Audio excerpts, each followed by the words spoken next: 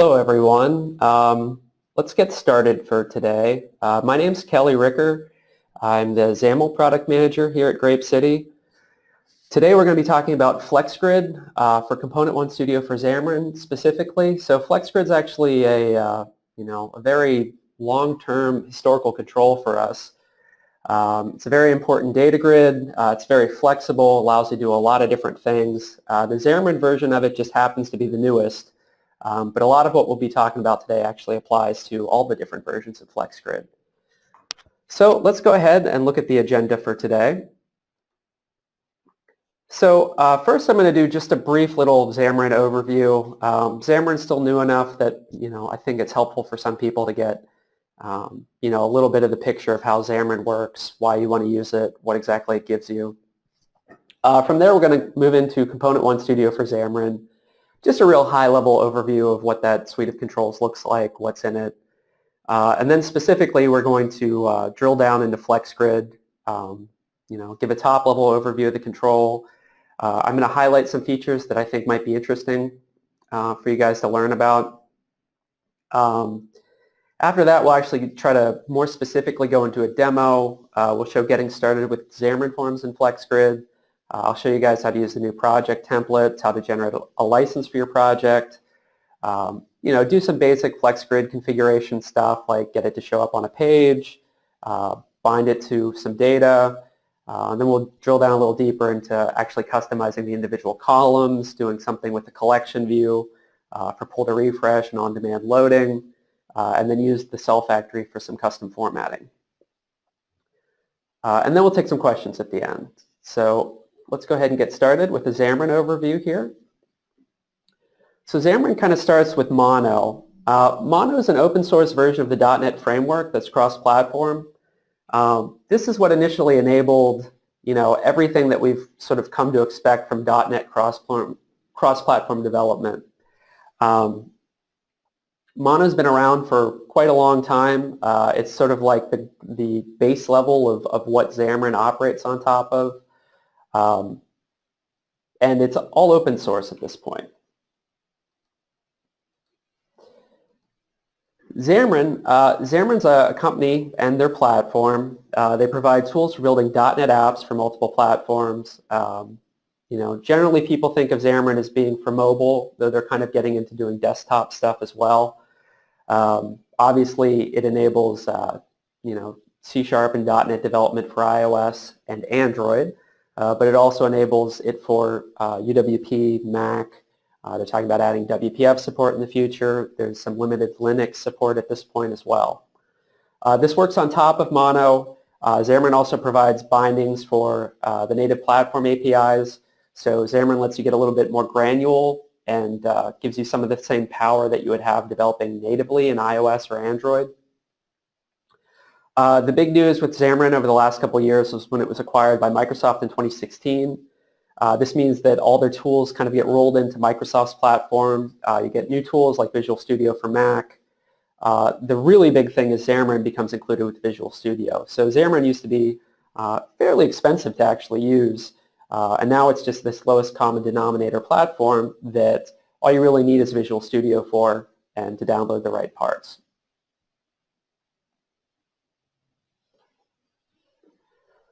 So why would you want to use Xamarin?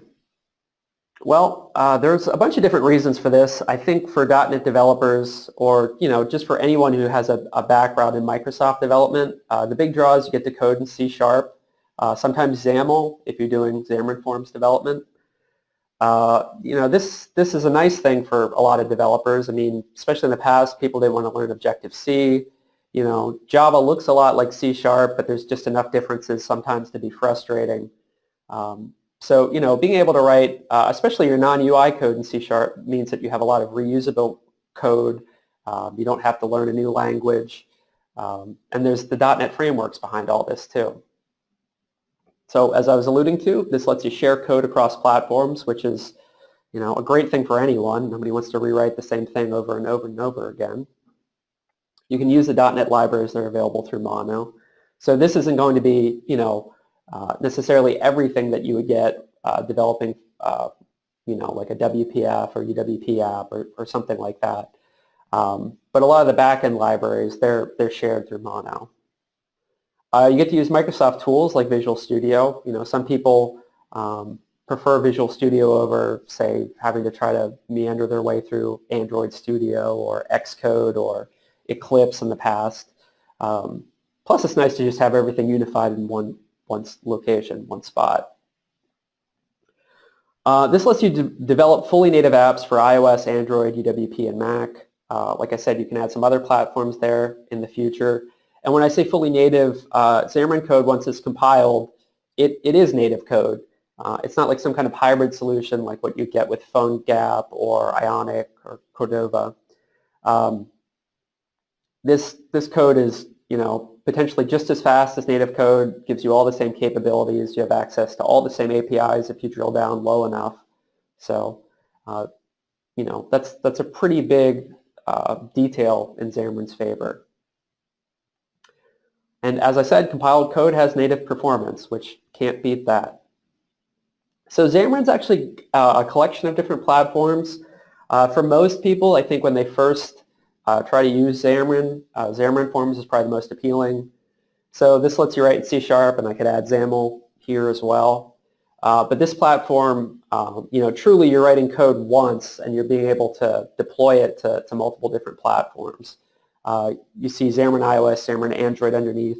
These lower level platforms, they're really good if you want to specifically write an iOS or an Android app. You have much greater access to the native APIs at that level. Much finer control. Because you have that finer control, you can also wring more performance from this level. Plus, you can actually, more perfectly capture, I would say, the look and feel of the native platforms.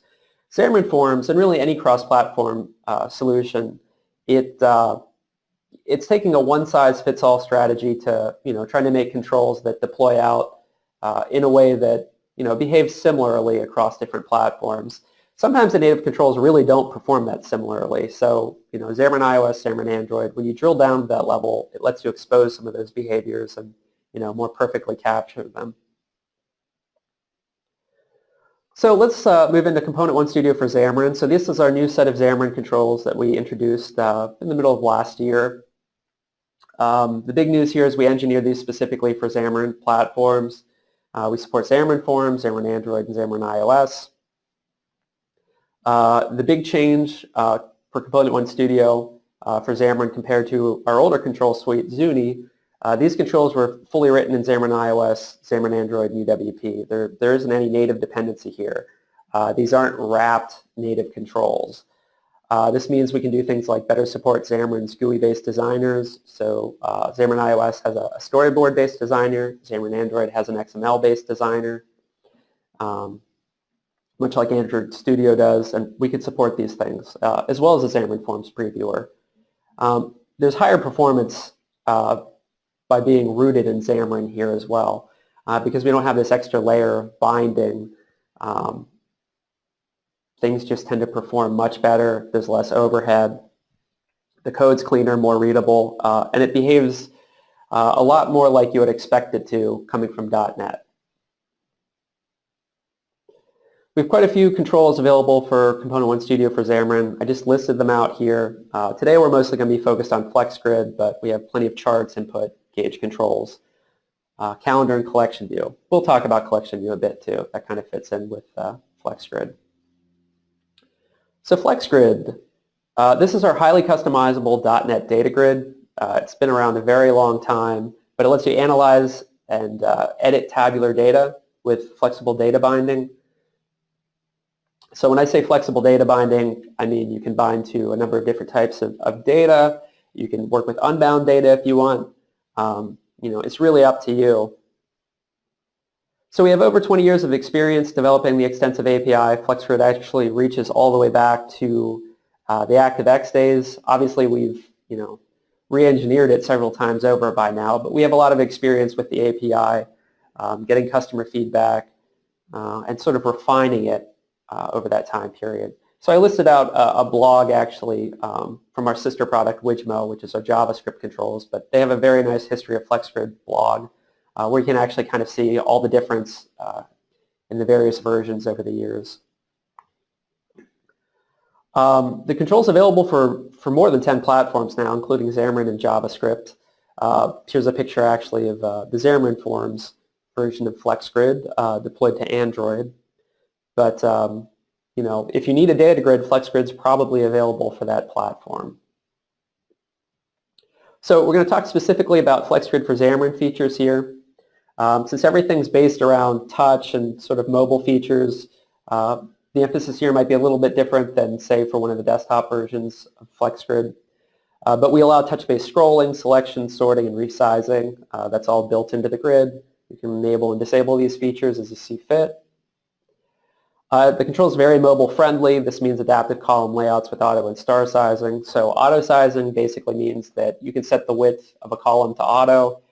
It'll automatically size the column based on the largest width of a piece of data in that column. You don't have to worry about trying to manually size it. Star sizing, that's a form of proportional sizing. So basically, setting a column width to star means it'll use up whatever extra space is left over. If you have multiple star-sized columns, then they'll just proportionally, divide up that space. We support collapsible row details, which you can see in that image on the right there.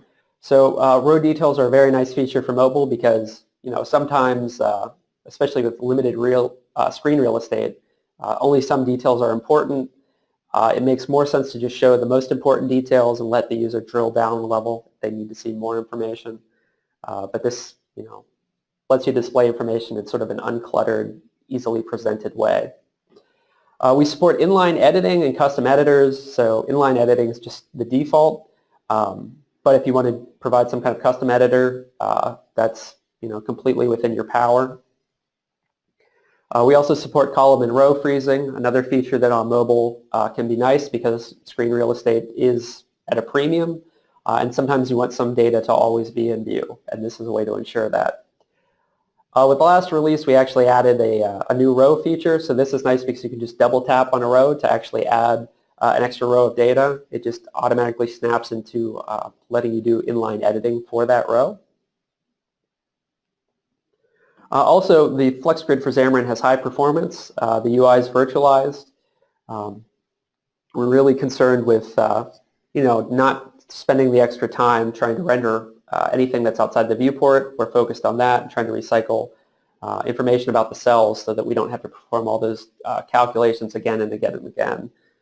We have some blogs available on the website, but this leads to much better loading performance for the FlexGrid and just general better performance. I mentioned this earlier. We support flexible data binding, support for bound and unbound mode. So you can easily bind to an observable collection. You can just loop through data to basically add it to the FlexGrid if you want to do something unbound. And the FlexGrid uses a collection view internally as well. Because of that, there's some collection view derived features. So the collection view, I'm talking about a .NET style collection view. I'm not sure if any of you guys have done any iOS development, but they have a completely different collection view paradigm on that platform. But the collection view, it's basically like a set of key value associations that the grid uses to store data. This makes it easy and fast to sort, filter, and group data. There's some data virtualization in play too, which we can use to effect and pull to refresh and on-demand loading. It's basically, it's cursor-based, and I'll show that off a little bit in the demo later on. We also support group aggregates. You can see in that image on the right, we're doing subtotals for the group. One of the big draws of FlexGrid is this very flexible cell factory that lets you customize any cell. The cell factory is, it's basically just an object with a set of different methods that you can use to customize different elements of the cell at different points in the grid's life cycle. You can do things like conditional formatting. You can embed custom controls through it. We'll get into this a bit later. I should mention too, if you want to do something like custom controls, at least for the Xamarin FlexGrid, we do support templates too, so you can use a data template to actually add in something like a custom control for a column or a custom editor. And then there's some other advanced features I'm kind of lumping together at the end here. We support multi-level grouping, so you can have nested groups. We support cell merging, which I show in this image on the right. If you have cell merging enabled and you have adjacent cells that have like data, this just forces them to all display together. We also support data maps. So, you know, if you have some value that you actually want to map to something else in terms of editing it or displaying it, we support that readily as well. So now that we've run through a few FlexGrid features, I'm going to do a demo here, and we're just going to do, you know, kind of a general overview of getting started with FlexGrid and Xamarin.Forms. So let me go ahead and get out of the slides here for a moment. Before we go too deep, let me pull Chrome up here. So for Xamarin, this is still new enough that some people might not have everything that they need. Xamarin is actually just built into Visual Studio anymore. Through the installer, you can choose, I think it's under the Cross-Platform Development tab, to download all the relevant Xamarin bits. If you don't have Visual Studio, you can just download the Community Edition here at visualstudio.com. As far as the requirements for Xamarin, you do need to be on a newer platform generally. That means Windows 10, or if you're developing on Mac, either Sierra, which is 10.12, or High Sierra, which is 10.13, the current one. If you want to do iOS development through Xamarin, one thing to be aware of is you need to have a Mac on hand. You can completely write your code on your PC in Visual Studio, but for the actual compilation, Apple requires you to have a Mac remotely connected. On that Mac, you need to make sure that you have the newest version of Xcode and all the newest iOS SDKs, which should just be part of the Xcode download, but something to be aware of. And you can get Visual Studio for Mac from visualstudio.com as well. Now for our controls, they're available on NuGet.org, so you can just, you know, download the NuGet packages directly from there if you want. They're also available here on our website, and we have samples available as well, which kind of go deeper into some of the stuff that we'll be covering today. So, you know, at grapecity.com, you can also download these Xamarin controls and samples. So I'm going to go ahead. I already have Visual Studio opened up. I'm going to show off the new cross-platform app templates that we have, that we added in the last release. So we're going to go to File, New Project.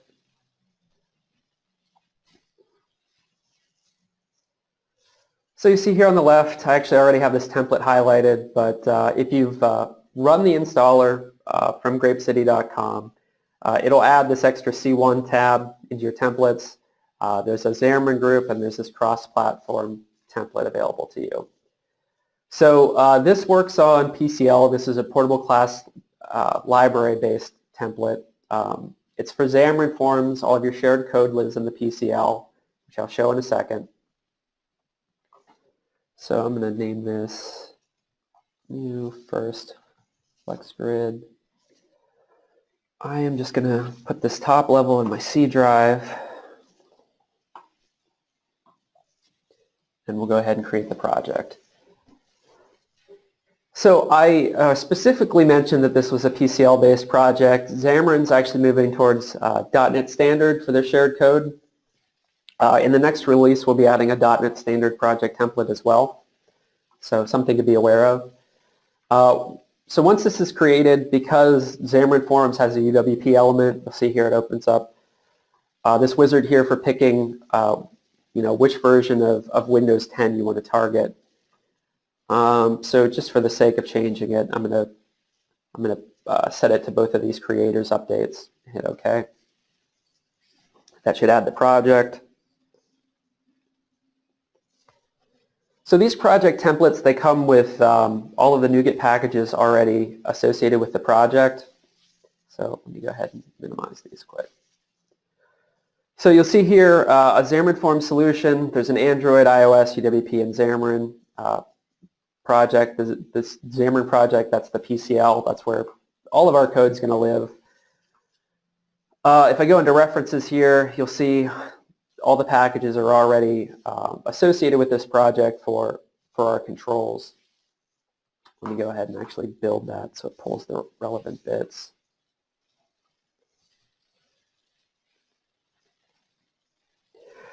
The way these projects work, though, is like I said, all of your code goes into the PCL project, the shared project. Let me make sure this added done. Yep. So all of our Xamarin.Forms code lives here. This project gets compiled and then is included into one of these platform projects. Now you can do sort of per platform special configuration in these projects, like if I wanted to do something specific for Android, change the control behavior, or even just generic stuff like change, say, the theme or something like that, you would do that in the Android project. The idea with Xamarin.Forms, though, is most of your code should be living here. So let's go to the main page, and I'm going to add a namespace for FlexGrid up here. So add XMLNS, and I'll just call this C1. And we're going to pick FlexGrid, which it lives in C1 Xamarin.Forms grid. And I'm going to get rid of this label here. And I'm going to add FlexGrid control. And then I'm just going to name it so I can access it in the code behind. And we'll name it something generic like grid.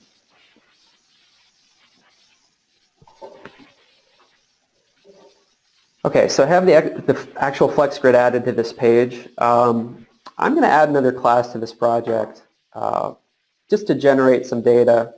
This is going to act as kind of the model here. So I already have this code elsewhere, but I'm just going to go ahead and call this customer. This is just going to generate some generic customer data with a number of different columns. So let's go ahead and add this to the project. Now let me minimize this for a moment. I already have this customer class data in the snip, so this code's not that exciting. It really is just generating some rows basically for our FlexGrid. You go up and adjust this namespace.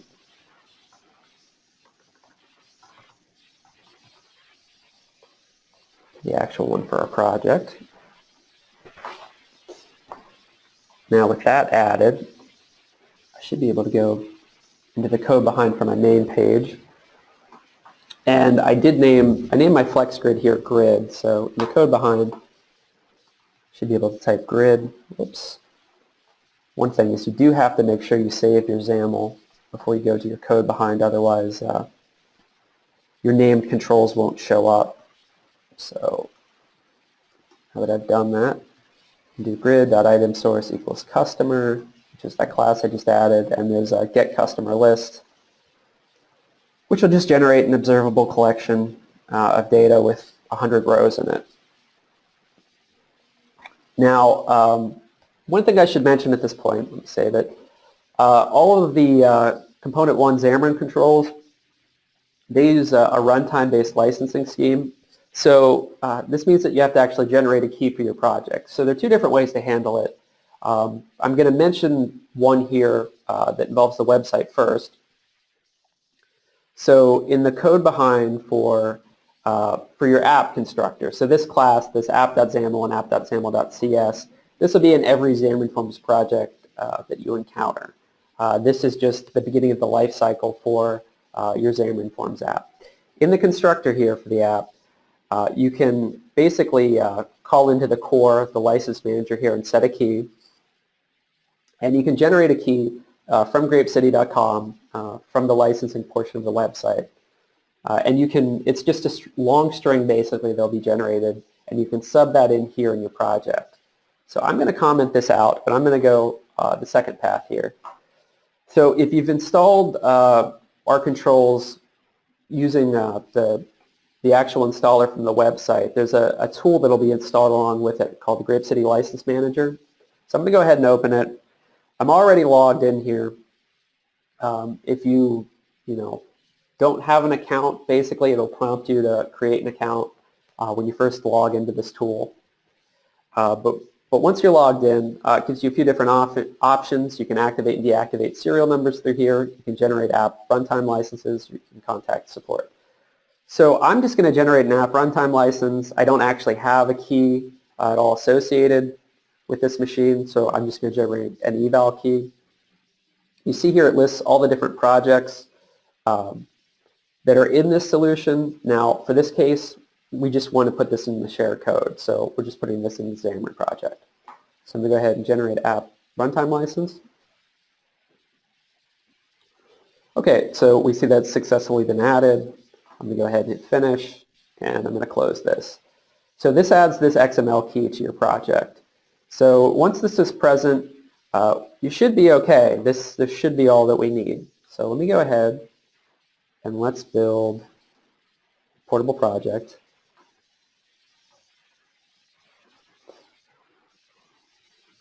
So I notice I'm getting some false positives here while my build's succeeding. That does occasionally happen with Xamarin.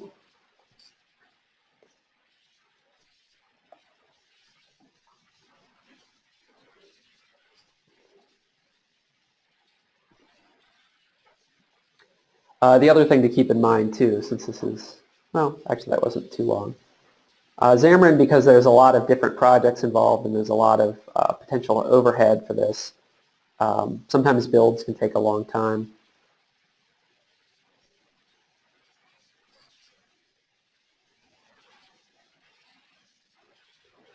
And because of that, I'm going to try to limit the number of different builds that we're doing here.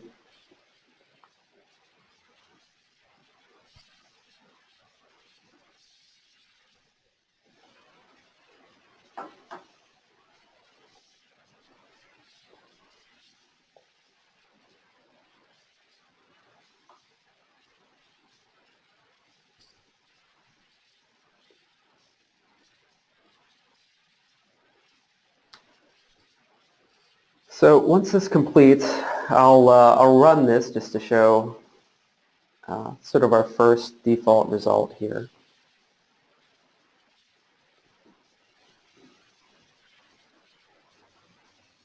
Now the Android emulators, these are much faster than they used to be, but these can be a little slow too. But at this point, really all we've done is we've added a FlexGrid to our app. We've kind of let it handle a lot of this stuff on its own. It's just going to auto-generate columns based on the data we gave it. And basically just fill up space on that one main page for Xamarin.Forms. Because this is Xamarin.Forms, I mean, we can run this on Android, iOS, and UWP. I'm just going to focus on running this on Android for the sake of this set of demos. But be aware if we change the startup project here on the right, we can easily toggle between all of these different platforms.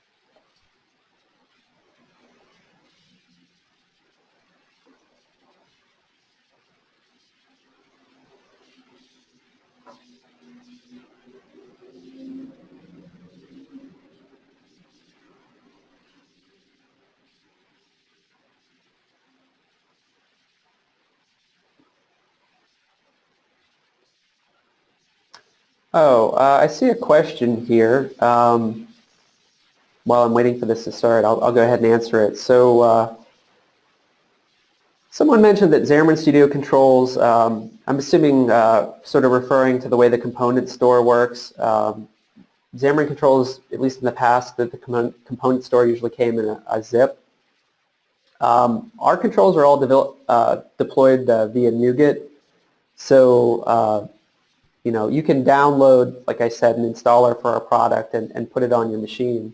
But we also host these all on NuGet.org. So as far as actually getting the controls, it's very easy. You can just search C1 Xamarin, in the NuGet package manager and actually find all these controls online. Or if you've run the installer, we set them up locally on your machine. And you can also use that as a local repo if you want.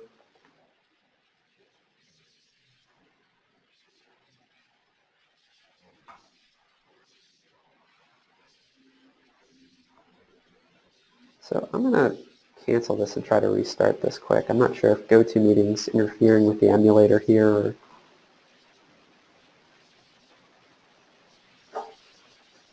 this can be slow, but this is being a little slower than I would expect.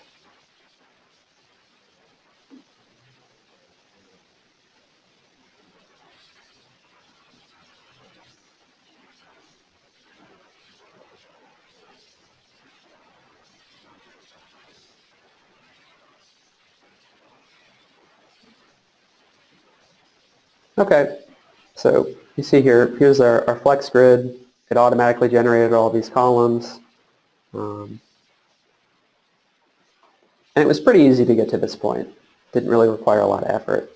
We haven't really done much in the way of customizing the grid though. So let's go ahead and I'm going to stop this, and I'm going to do some customization to the FlexGrid beyond what we've done so far, just to kind of give you an idea of the sort of configuration changes you can make, the level of control that you get. So I'm going to turn auto-generate columns off, and I'm going to, well, let's do some styling things first. Let's turn off our grid line visibility. So I don't really want grid lines on this one. I want it to look more like a table. I'm also going to do header visibility. I'm just going to limit that so that only the column headers display. I'm going to style the alternating row background and text color here. So for the alternating row background color, let's do blue. So let's do cornflower blue. And alternating row text color, we'll make this white. So we should see white on blue. So we'll do row background color. I'll make this white. Row text color.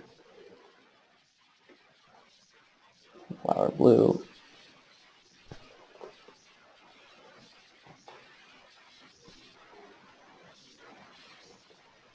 Actually, I think I can just use text color for that. So, basically just doing some kind of two-tone styling for the FlexGrid, and making it look a little more like a table here. The next thing I'm going to do is change this. So I'm actually going to define some columns here for the FlexGrid. So we'll do C1,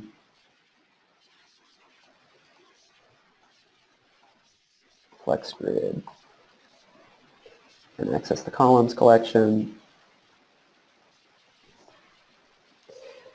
And then we can just define individual grid columns here.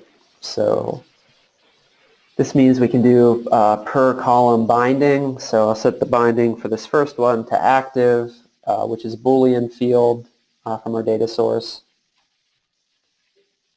And I'm going to set the width here. I'm going to manually define a value, so we'll make this 50. And then we'll add another column. And we'll bind this one to first name. And I'm going to do something a little different for this one. For the width, I'm going to set this to auto.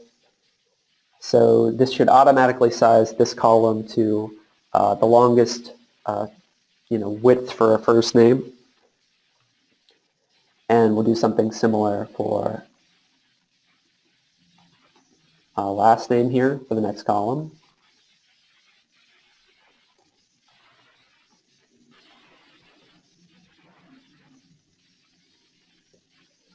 And let's do one final one. I'm going to do one for order total, which is it's an actual monetary value here. So I'm going to show off how you can do some formatting. So we'll format this as currency. And since this is the last column too, let's set the width to star instead. So this will just use up whatever space is left over. And let's go ahead and let's rebuild this and rerun it.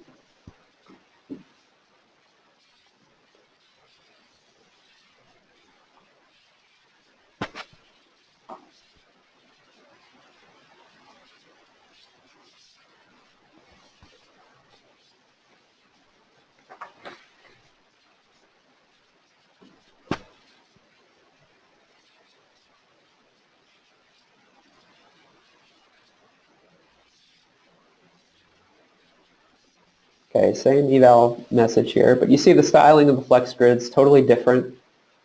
You see, this one, this active column, because it's a Boolean value, by default the editor for that's a checkbox because it's, really just two states. First name and last name are automatically sized. Order total is taking up all of the rest of the available space because we use star sizing for it.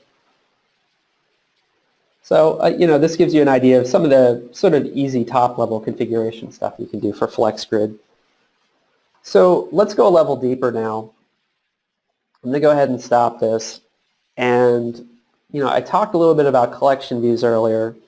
So let's actually go into this project and let's add our own collection view. So first I'm going to do using c1.collectionView so that we pick up our collection view. So I'm going to be using, like I said, our collection view here. Our collection view, we're using it in Xamarin. This version is actually .NET Standard compliant, so I believe 1.1 actually. So you can use this in any .NET project pretty much, or at least anything that adheres to 1.1, which is pretty flexible actually. We're going to be creating our own collection view here to replace where we're setting the grid item source here. This, rather than return this observable list, we're going to create a cursor-based collection view. So let me show you what that would look like. I'm just going to type a little bit of it. So put our own class here in line, and I'll just call this my collection view. And this will inherit from C1 cursor collection view, and we're using a customer object again. So in the interest of time, I'm going to minimize this and come in here and copy some code, and I'll come back over and describe what I'm doing here.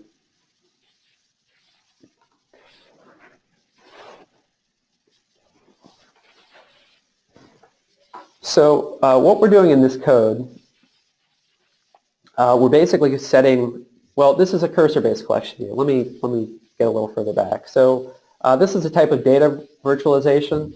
What we're doing is we're basically defining a page size, a number of rows that represents a page. And we're saying, we want to load the first 50 rows. When we get to the bottom of that set of 50 rows, load 50 more. So we're basically setting up that kind of on-demand behavior here. Most of the work for this is actually going to be happening here in this get page async. And let me make sure I reconcile this system threading stuff. So anyway, this has quite a long signature, but this get page async, this is just defining the behavior for getting more items, very literally here. So this sample, it's a little bit of a toy sample because I'm basically just generating this data on the fly from our customer class. Actually, if you look at our samples, there's a very good sample that specifically shows retrieving web data using the YouTube API that shows, how you'd probably actually be using this in a, real application. So let me go ahead and save this. Let's just go and rerun. Well, I do want to rerun this. Let me make sure I don't get ahead of myself. So I'm going to comment out the current item source and make sure that we're using a new iteration of my collection view, which I just created. One other thing about the cursor-based collection view, which I might as well just go ahead and start this right now, since it takes a while. But this not only enables on-demand loading, but because this defines a set of behaviors for retrieving a page, this will also enable pull to refresh. So this tells the grid basically how to retrieve another set of pages. And let me go ahead and,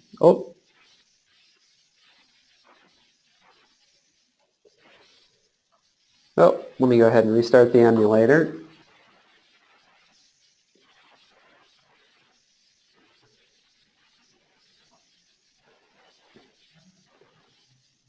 So I have noticed this is the one unfortunate thing sometimes about trying to use these emulators, especially when you have something like GoToMeeting running. It can occasionally interfere with them, but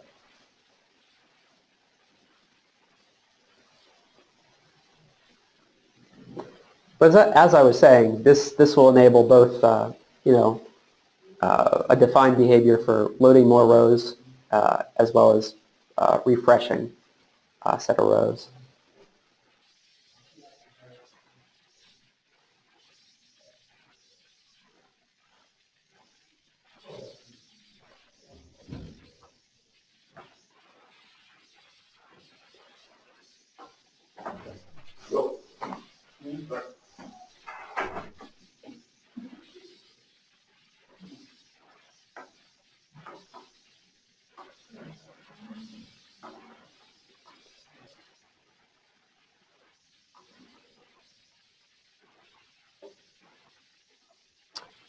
Go ahead and cancel this again. This is definitely being a little slow today.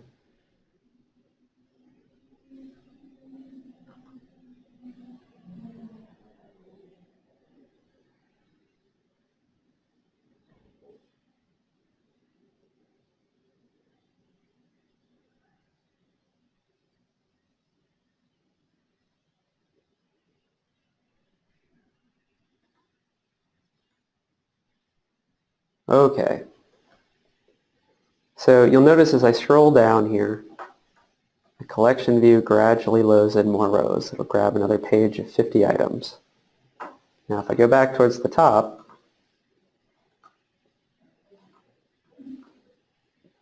you'll see here you get a little status indicator that it's going to load more data. And you'll notice that it's actually changing. See the checkbox is realigning here as it refreshes that first set of data on that first page. So to enable both of those things, like I said, it's just a matter of setting up your own cursor collection view, just defining what a page size is and how it's going to get more pages. So let's go ahead and stop that. Collection views, very powerful way to virtualize your data. And we're not even getting into things like grouping and sorting and filtering and all that, but that's all enabled through the collection view as well. So I am going to wrap up here by just doing something really brief with a cell factory. So I'm going to define a cell factory in line as well, public class, do my new cell factory. And this will inherit from, actually, let me add a using statement here because this is going to not work until then. Well, unless I wanted to fully qualify it. But the cell factory is part of C1's Xamarin.Forms grid. It's in that grid library, like FlexGrid. So we'll do grid cell factory. I'm going to inherit from this.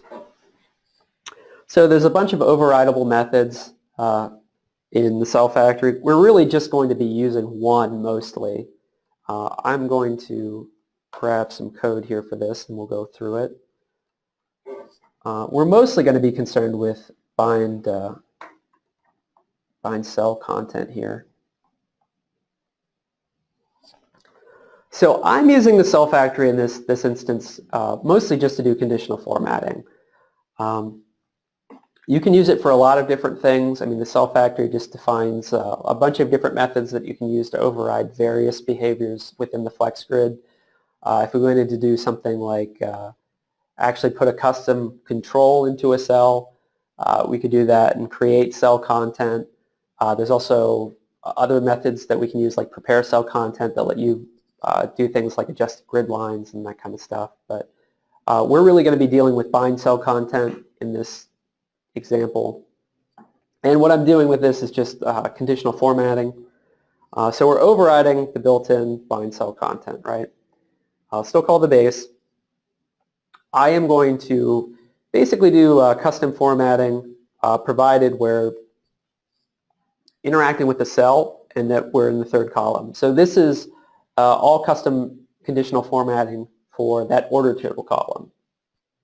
That's what we'll be dealing with in the sample. We read in the cell content as a label. That's how we'll be manipulating it. Basically, if there's a value there, we're going to read in as a double, check it. If it's below the threshold of 5,000, it'll be red. Otherwise, it'll be green. And that's basically the kind of conditional formatting that we'd be doing in bind cell content, something like that.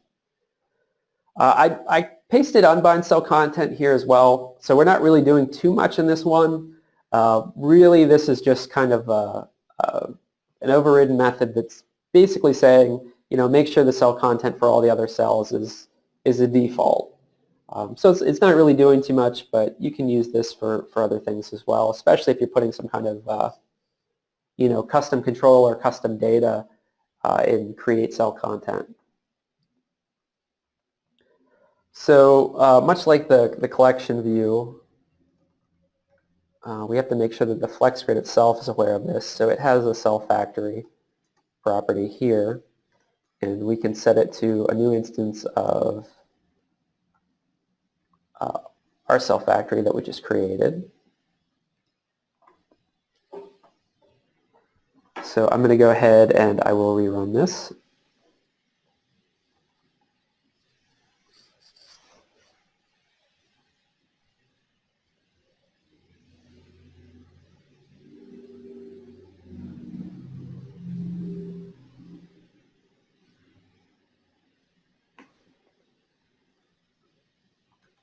Okay. And you see now the order total, it's actually changing the text color based on the value. And also along with this, this defined behavior, it'll work with pull to refresh here. So as we refresh the data, we can see, this conditional formatting is actually changing here. So that's just a really simple version of what you can do with the cell factory. You can do much deeper sorts of customization with it if you want. The nice thing about a cell factory is, it's sort of this generic reusable piece of code as well. So if you have a set of defined behaviors with FlexGrid that you just want to put into a separate class and use across different projects or different pages in Xamarin.Forms or really whatever, you can create your own cell factory and kind of have this compartmentalized set of defined behaviors for how your grid's going to treat certain formatting. So, okay, so with that, I'm going to go ahead and stop this. Let me pull the slides back up here. Does anyone have any questions? Go ahead and check to see if there's anything.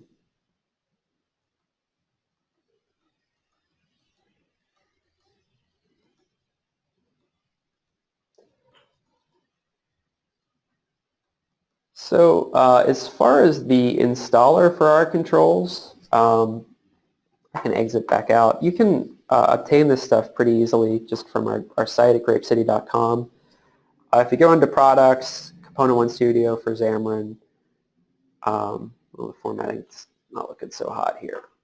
You can just download the free trial right here from this main page. So.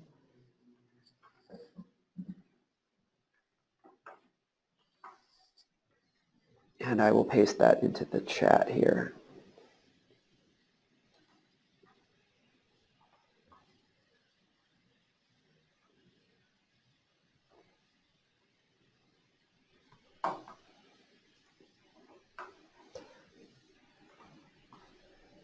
Okay, well, if there are no other questions, I'll just say you can follow us at Grape City US on Twitter.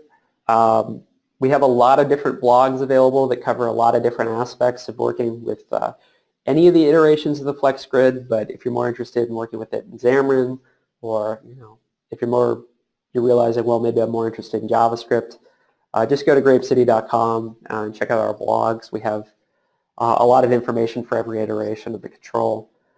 If you have any specific feedback for us, you can go to the forums. If you have follow-up questions based on this webinar, that's a good spot to file them as well. We also have a white paper that more deeply dives into how custom controls work in Xamarin.Forms. So, if you kind of walked away from this thinking, well, I wish I understood a little bit more about what those platform projects did, or how do I change control behavior for a specific platform, check out that white paper, because that'll go a lot deeper into it. Or even if you just want a general understanding of how Xamarin.Forms works. So with that, thank you all for joining us today. I hope you all have a good rest of your day. Thanks.